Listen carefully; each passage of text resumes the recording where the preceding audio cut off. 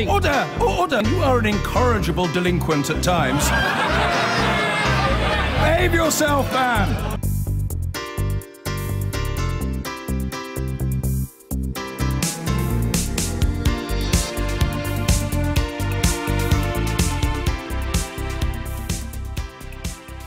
Now, last week, President Trump unveiled plans to raise tariffs on foreign imports of steel and aluminium. If you don't have steel, you don't have a country, you might recall him tweeting. Yesterday, surrounded by steelworkers, he made good on that promise and signed the measures into law, claiming that the industry had been ravaged by aggressive foreign trade practices that were, he said, an assault on the United States. They are expected to take effect in 15 days' time. Let's hear what he had to say. Today, I'm defending America's national security by placing tariffs on foreign imports of steel and aluminum.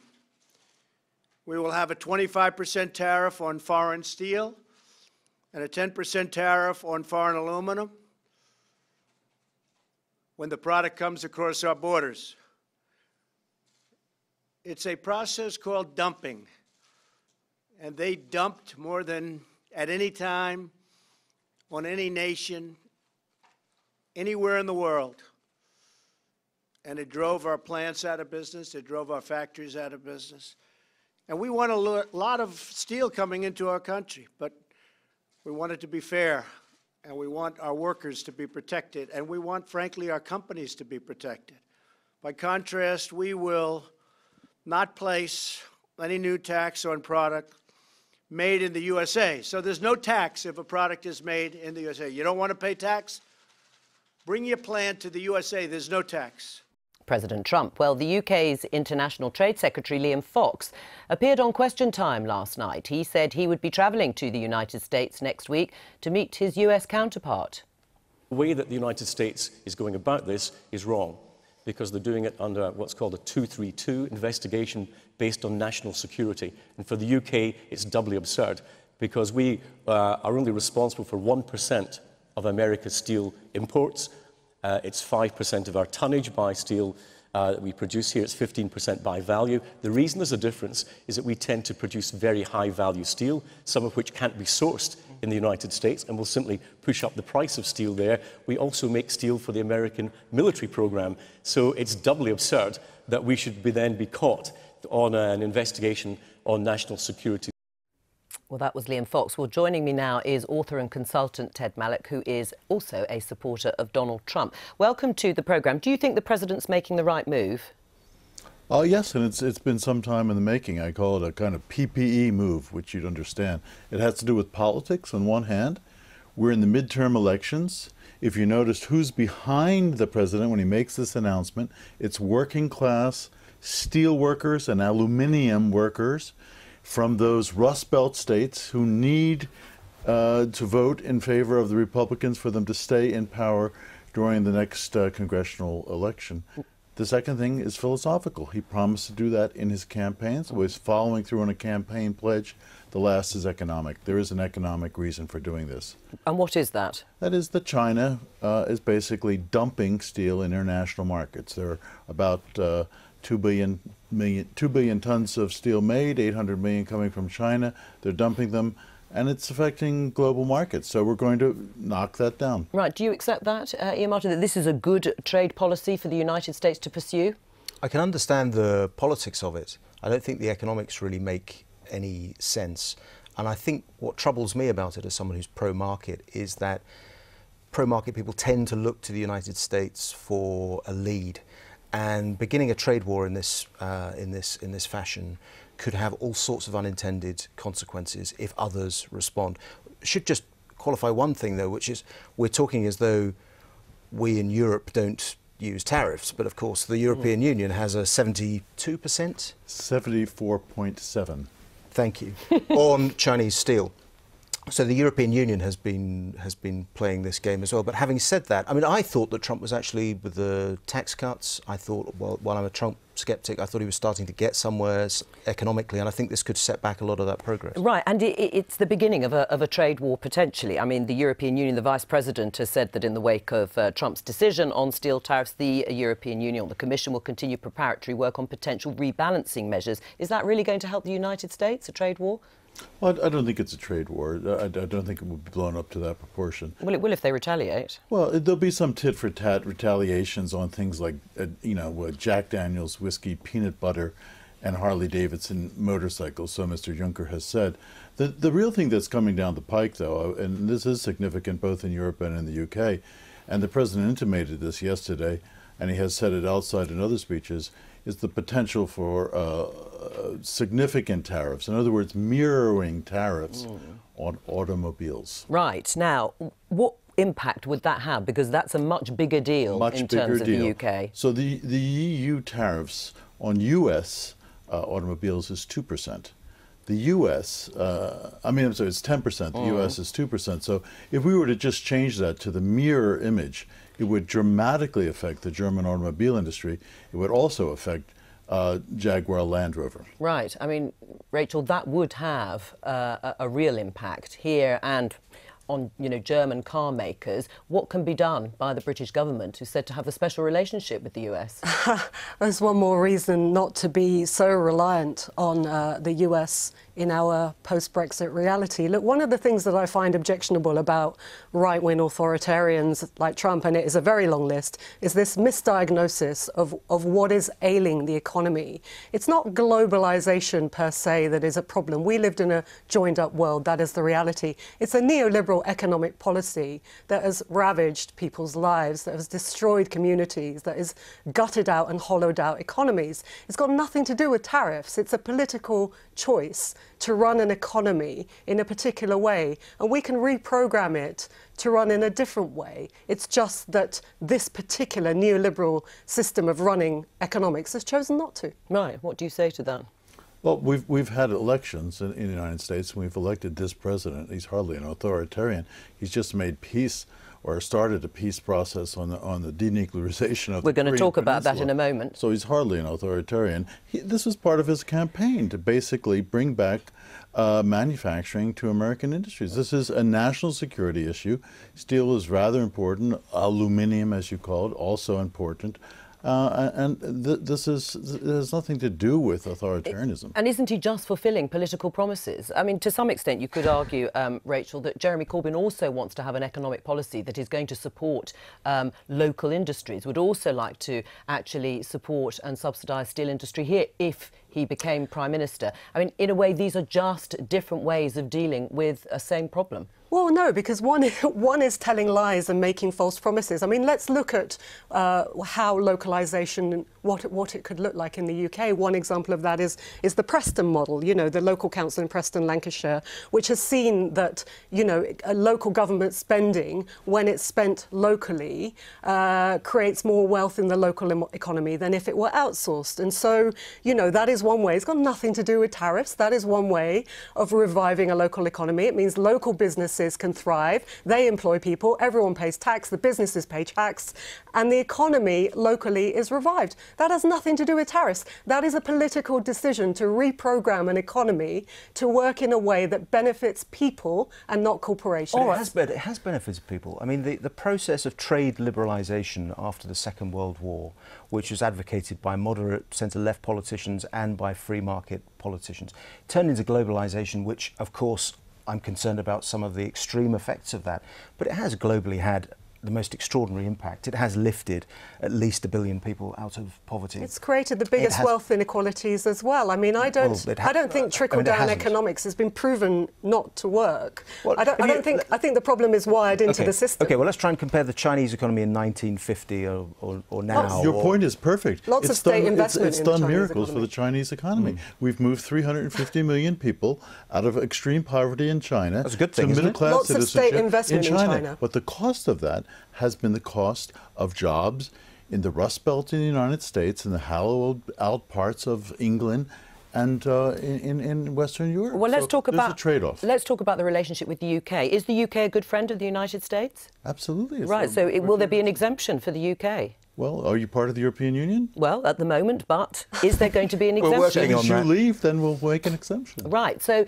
is that now the trade-off, to coin a phrase, that the UK might get an exemption once it leaves the EU, or would it be better to stay part of the EU, a big trading bloc, and use those and support those retaliatory measures? Well, I voted to leave, but I didn't vote to leave thinking that this utopia of loads of trade deals being out there and that somehow some massive trade deal with the US is going to solve Britain's economic problems. Most of its problems are domestic. Exports are 20% of the economy, and about half of that is the EU and half of that is the rest of the world, led by the US. I don't think in the short term, certainly in this context with the US president who's doing what he's doing, I don't think there are going to be that many trade deals, certainly in the next 4 or 5 years. Right. I mean, you've said once Britain leaves the EU, but if this friendship and this relationship exists now, why can't there be an exemption, as you're giving to other countries, to the UK? Well, because you'd have to give it to the whole EU, and we're not about to do that. Right. So, but do you think there would be... We have given an exception to Mexico and Canada, but you heard the President say yesterday that's only an exception if, in fact, we come to terms on NAFTA. If we don't come to terms on NAFTA, then we have leverage, and, in fact, the same tariffs will apply to those two countries. Right. It also says that countries which meet or fail their defence commitments to NATO, well, Britain meets its defence commitments to NATO. There are only 5 that do, so we can tick that box. Right. So would you be confident that the UK could get an exemption? Or is there any point to this special relationship if there's going to be no special treatment for the UK in the future? Well, we'll see what Mr. Fox accomplishes when he goes to Washington this week or next week. But my guess is that there won't be an exemption for the UK. And what do you say about Liam Fox's view on trade, on the high-grade steel that you get from the UK, which you wouldn't be able to get in the US? Well, once those industries come back in the US, it will be available in the US. There are places in the US where those things have been decimated. With this new measure, you've heard already companies bringing back hundreds, soon to be thousands of employees to make exactly those kinds of products. Ted Mallock, thank you. The director of UK Steel has warned that Donald Trump's decision to introduce a 25% tariff on steel imported to the US is the last thing that the industry needs and could spark a trade war. The EU has also announced that it is prepared to retaliate against the measures. Gareth Stace told Sky News the levy would hit the British steel market and threaten jobs. President Trump taking this unilateral, blunt action, protectionist action, is the last thing we need, because what we need to be doing now is actually repairing the roof in anticipation of the rain coming in the future. Unfortunately, President Trump has just created a storm which could now flood our steel market and really destabilise our sector, which is the last thing we need. Well, the US is the world's largest importer of steel, last year importing some 36 million tonnes, and it runs a trade deficit. In the latest figures, exports in that period stood at just over 8 million tonnes. The industry is expected to employ around 140,000 people in America today. And to try and improve the domestic market, President Trump has imposed a 25% levy on imported steel. That's due to take effect in 15 days. And the EU says it is considering retaliatory measures if it's not exempt. So are we looking at the prospect of a trade war? Well, I'm joined now from Corby by Giles Ashmead, the president of the Aluminium Federation, aluminium also at threat, and from Los Angeles, the Republican political strategist Gianno Caldwell. Hello to you both. Good afternoon to you. Giles Ashmead, to you first. Your response to Donald Trump's move? Well, the problem we have is a global problem created by overcapacity in China. And a global issue needs a global solution. The G20 working group on aluminium and steel is looking at this, and protectionism doesn't solve this global problem. It's likely to lose jobs in America rather than create them.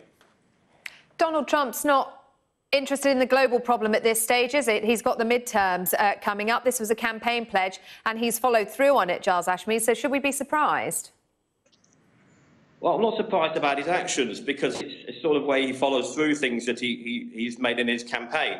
But he doesn't look at the whole supply chain and look at the damage he can create to the downstream aluminium industry and the users of aluminium, who will then become less competitive, having paid tariffs on aluminium that have to be imported when they try to export from their own country back over here. Gianno Caldwell, let's bring you in on this. Could this backfire on Donald Trump? Could it actually risk jobs? Well, a trade war could destabilize the global economy and have consequences for the president's political fortunes if U.S. stocks and growth take a hit from reprisal from foreign powers in sectors in steel and aluminum and obviously beyond.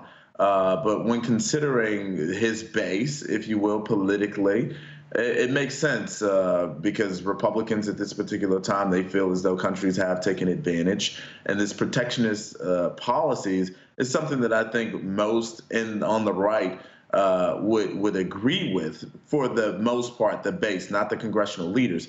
I think where this really has a major impact is on our allies in Canada and Mexico, especially considering the fact that Canada is the our largest importer of steel at 17%.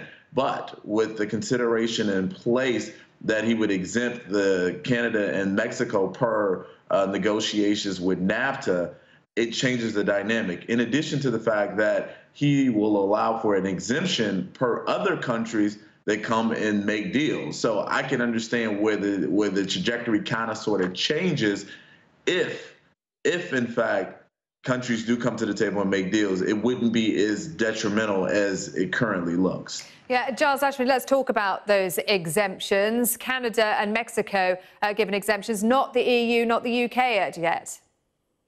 Not at this stage, although Liam Fox has made a comment that he's looking to get a deal, and we've been talking closely with the Department of Business in recent weeks and had meetings with the Minister there to stress the importance that we do need to negotiate and try to create a better situation than a tariff on our material going into the US. And Gianno Caldwell, this doesn't address the source of the problem, does it? Chinese overcapacity isn't going to go away just because Donald Trump imposes steel tariffs. So what's going to happen longer term?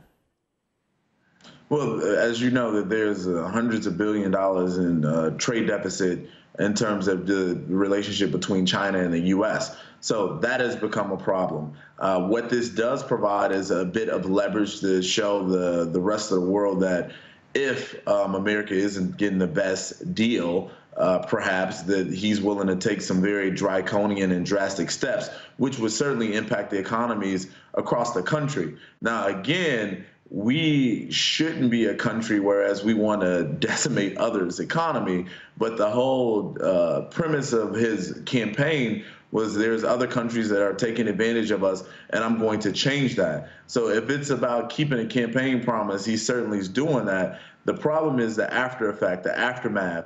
What does this happen with our relationships with our allies across the globe, and how does this impact our economy? Do we lose hundreds of thousands of jobs, which has been predicted and forecast?